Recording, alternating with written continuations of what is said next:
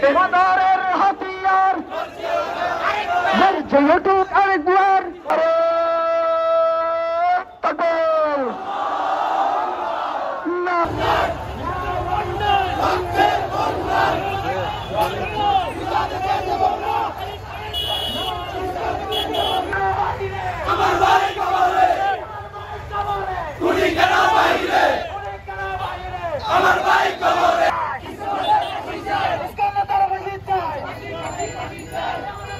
কারণ বিগত সরকার ছিল স্বৈরাচার সরকার এবং তাদের সহযোগিতায় ইসকন এত বড় মুসলমানদের মধ্যে অতি সংখ্যালঘু হওয়ার পরেও তার সুন্দর জীবন যাপন শহরের বিশিষ্ট ব্যবসায়ী এবং প্রবাসী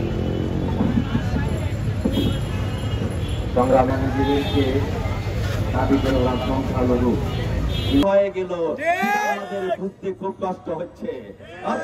সন্ত্রাসী যারা অন্যায়কারী, যারা বিপদগামী।